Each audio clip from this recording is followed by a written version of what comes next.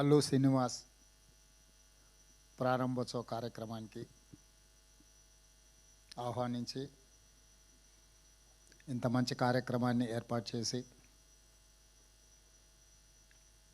దేశంలోనే హైదరాబాద్ నగరానికి సినిమా ఇండస్ట్రీకి ఒక గొప్ప గుర్తింపు తెచ్చే కార్యక్రమాన్ని ఏర్పాటు చేసి నాతో పాటు డాల్బీ సంస్థకు సంబంధించిన మాథూర్ గారు, యువ మిత్రులు అల్లు అర్జున్ ఈ కార్యక్రమాన్ని ఏర్పాటు చేసి అల్లు రామలింగయ్య గారి వారసత్వాన్ని కొనసాగించే విధంగా వారి జ్ఞాపకాలను ఎప్పుడూ తెలుగు ప్రజలకు, సినిమా అభిమానులకు గుర్తుండే విధంగా అల్లు అరవింద్ గారు ఇంత గొప్ప కార్యక్రమాన్ని చేపట్టడాన్ని మనస్ఫూర్తిగా వారిని, వారి కుటుంబ సభ్యుల్ని అభినందిస్తున్నాను. ప్రాథమికంగా నేను సినిమా అభిమాని. సినిమా పరిణామ క్రమం black and white, techno colours, Eastman colour, 70mm, Dolby, VFX ఇట్లా సాంకేతికంగా చాలా వేగంగా మన దేశము సినిమాలో అభివృద్ధిని సాధిస్తున్నది. యాదృచ్ఛికంగా ఈరోజు ఉదయమే నెట్ఫ్లిక్స్ జిసిసి సెంటర్ని కూడా ఈరోజు నేను ప్రారంభించడం జరిగింది. అక్కడ కూడా నేను ఈ అంశాలను ప్రస్తావించాను.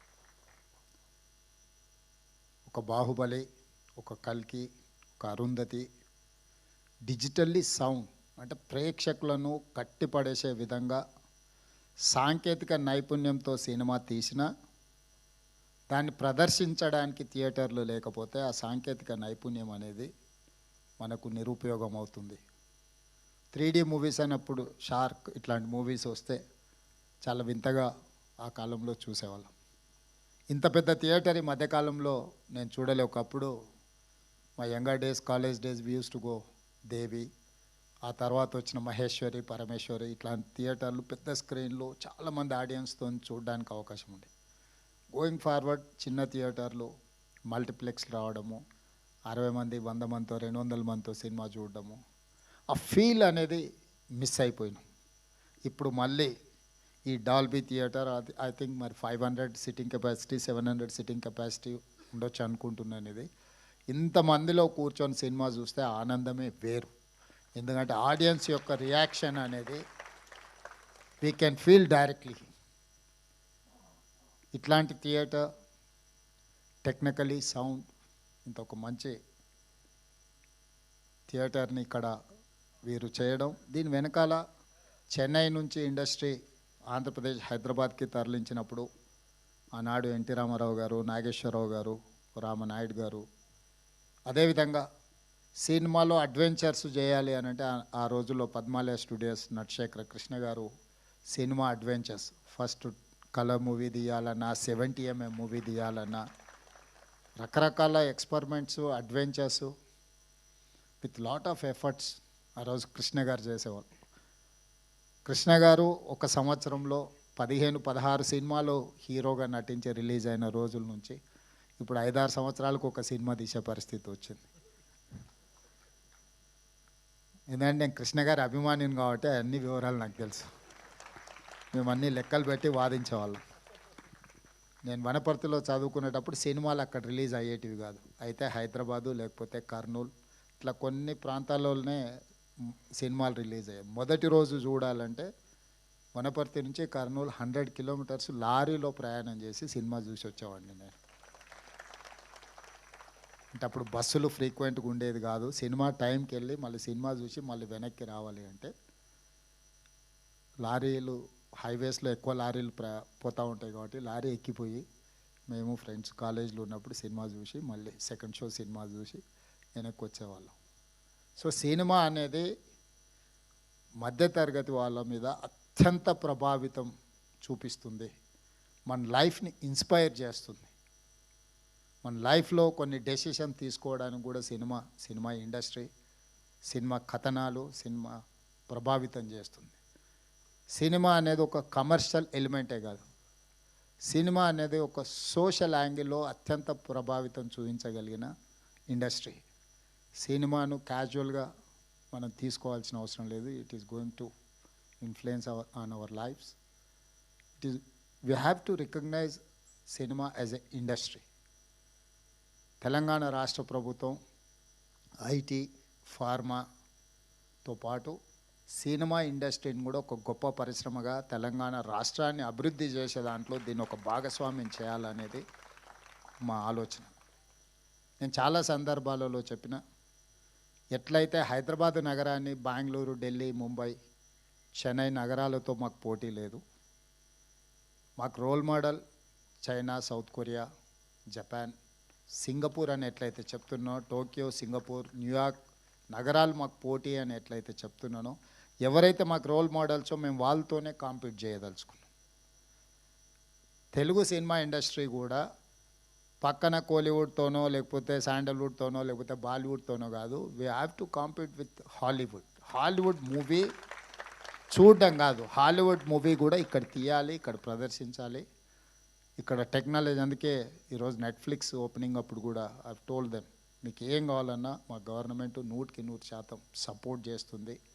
నాలెడ్జ్ హబ్ క్రియేట్ చేసినప్పుడే ఇండస్ట్రీ అనేది ప్రమోట్ అవుతుంది. ఈరోజు కృష్ణానగర్ని మనకు చిన్న చూపు చూడవచ్చు, కానీ ఆ కృష్ణానగరే గొప్ప గొప్ప సినిమాలు ఇవ్వడానికి ఒక గొప్ప వేదికకు, ఒక బాహుబలి వచ్చిందన్న, ఒక పుష్ప వచ్చిందన్న, ఇట్లాంటి గొప్ప సినిమాలకు పనిచేసిన సాంకేతిక నైపుణ్యం ఉన్న కళాకారులు చాలామంది అక్కడ ఉన్నారు. ఈ ఇండస్ట్రీని తెలంగాణ రాష్ట్ర ప్రభుత్వం గుర్తించడమే కాకుండా ఈ ఇండస్ట్రీ పెరగడానికి అవసరమైన అన్ని సహకారాలు అందించడానికి ఈరోజు తెలంగాణ రాష్ట్ర ప్రభుత్వం సంసిద్ధంగా ఉంది. అందులో భాగంగానే ఇది అల్లు అరవింద్ గారు లేకపోతే వారి కుటుంబం నిజంగా ఒక కొడుకు ప్రయోజకుడు అయినప్పుడు తండ్రికి అత్యంత గొప్ప సంతోషాన్ని ఇస్తుంది. తాను సొంతంగా ప్రయోజకుడు అయినప్పుడు కలిగే సంతోషానికంటే పుత్రవాత్సల్యం కానీ పుత్రుడు ప్రయోజకుడు అయినప్పుడు ఎక్కువ సంతోషాన్ని ఇస్తుంది. ఖచ్చితంగా స్వర్గంలో ఉన్న అల్లు రామలింగయ్య గారు ఈరోజు అల్లు అరవింద్ గారిని చూసి తప్పకుండా వారి మనసు ఉప్పొంగుతుంది అని నేను భావిస్తున్నాను. సినిమాలో నటుడుగా నేను వారిని చంటబ్బాయి సినిమాలో అరవింద్ గారు నటించిన నాకు గుర్తుంది.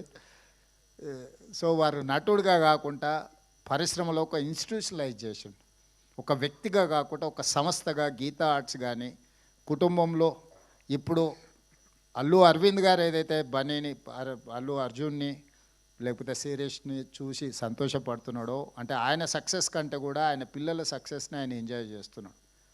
సో అల్లు రామలింగయ్య గారు, అల్లు అరవింద్ గారు, ఈరోజు బన్నీ, వీళ్ళ సక్సెస్ స్టోరీ చాలామందిని ఇన్స్పైర్ చేస్తుంది. చాలామంది సక్సెస్ వెనకాల ఉన్న వాళ్ళ హార్డ్ వర్క్ని అర్థం చేసుకోవాలి. హార్డ్ వర్క్ అర్థమైనప్పుడు మనకు ఆ వ్యక్తుల పట్ల గౌరవం పెరుగుతుంది. సినిమా సక్సెస్ అవ్వడం, ఫెయిల్ అవ్వడం, బాగుంది బాగాలేదు, 100 రూపాయలు పెట్టి టికెట్ కొనుక్కొని మనం జడ్జ్ చేయొచ్చు. అంతకంటే మనకి ఎక్కువ ఇన్వెస్ట్మెంట్ కూడా అక్కర్లేదు. 100 రూపీస్ టికెట్ కొనుక్కొని సినిమాకి పోయినప్పుడు బయటకు వచ్చేటప్పుడు మనకు కావాల్సింది మనం మాట్లాడుకోవచ్చు. కానీ ఆ సినిమాని తీయడానికి దాని వెనకాల ఉన్న శ్రమ, కఠోరమైన దీక్ష, అట్లాంటి వాటిని మనం అందరం గుర్తించాలి. తప్పకుండా ఈరోజు అల్లు రామలింగయ్య గారి కుటుంబాన్ని, అల్లు అరవింద్ గారి కుటుంబాన్ని, మిత్రులు అల్లు అర్జున్, మీరందరూ ఒక ప్యాషన్ తోటి కంప్లీట్ ఇన్వాల్వ్మెంట్ కనిపిస్తుంది ఇందులో. ఇంచ్ టు ఇంచ్ మీరు ఇష్టపడి, మనం మొదటిసారి ఇల్లు కట్టుకున్నప్పుడు, మొదటిసారి అంటే పెళ్ళి అయిన కొత్తలో మొదటిసారి ఇల్లు కట్టుకున్నప్పుడు మనకు ఒక రకమైన కన్విక్షన్, కమిట్మెంట్, ఒక భావోద్వేగం ఉంటుంది. ఈరోజు ఈ థియేటర్ పనితనంలో అల్లు అరవింద్ గారిని చూపిస్తూ, డైరెక్టర్స్ గురించి కానీ వీళ్ళందరి గురించి చూపించినప్పుడు ఇంచ్ టు ఇంచ్ ఆయన ఇష్టపడి కట్టుకున్నది వారి మాటల్లోనే ఆ ఆనందం కనిపిస్తుంది. నాకు సమాచారం చెప్పడానికంటే కూడా తను పడ్డ శ్రమ ఈరోజు ఇక్కడ మన అందరం వచ్చి చూడడం ద్వారా మనం అది చూసే దాంట్లో మన కళ్ళల్లో ఒక మెరుపు కనిపిస్తే వారు చాలా సంతోషపడుతున్నారు. ఎందుకంటే నేను నిజంగా కష్టపడ్డది ఈరోజు దీనికి ఒక గుర్తింపు వచ్చింది. సో డెఫినెట్గా ఈ డాల్బీ థియేటర్ దేశంలోనే మన రాష్ట్రానికి, మన నగరానికి పేరు తెస్తుంది. ప్రభుత్వం వైపు నుంచి సంపూర్ణమైన సహకారాన్ని అందిస్తాం. భవిష్యత్తులో అల్లు అర్జున్ ఇంకా రాణించాలి. పాన్ ఇండియానే కాదు హాలీవుడ్లో కూడా రాణించాలి, అంటే అక్కడికి కూడా రీచ్ అవ్వాలి మన సౌండ్. మనం ఇప్పటి వరకు తెలుగులో సినిమా తీస్తే హిందీ సినిమాతో పోటీ పడమని చెప్పుకునే వాళ్ళు కలెక్షన్స్లో. నటించాల్సిన అవసరం లేదు, ఫైనాన్షియల్స్ వర్కౌట్ చేసిన టెక్నికల్గా మనం సౌండ్ వాటితో పోటీ పడి ఒక అవతార్ మూవీని టెక్నికలీ సౌండ్ అని వాళ్ళైతే జురాసిక్ పార్క్ని ఎట్లయితే అనుకుంటున్నారో ఆ సినిమాలతో పోటీ పడే విధంగా మన సినిమాలు తీయడం, మన సినిమా నటులు కూడా వాళ్ళతో పోటీ పడే విధంగా నటించగలిగినప్పుడు మనం హాలీవుడ్తో కాంపీట్ చేసినట్టే. మన లాంగ్వేజ్ బ్యారికేడ్స్ అనేది పోయింది, ఇప్పుడు లాంగ్వేజ్ అనేది పెద్ద ఇష్యూయే కాదు, ద టాలెంట్ ఈజ్ ఇష్యూ. ఆ టాలెంట్ ఆ స్థాయిలో మన వాళ్ళు రాణించాలని మరొక్కసారి అల్లు అరవింద్ గారిని మనస్ఫూర్తిగా అభినందిస్తూ మీ అందరి దగ్గర సెలవు తీసుకుంటున్నాను. Thank you sir, thank you so much. మీలో నా సినీ అభిమానం బయటకు తీసుకొచ్చి మీ ఎక్స్పీరియన్స్ మాతో పంచుకున్నందుకు అండ్ అలానే కార్యక్రమానికి విచ్చేసి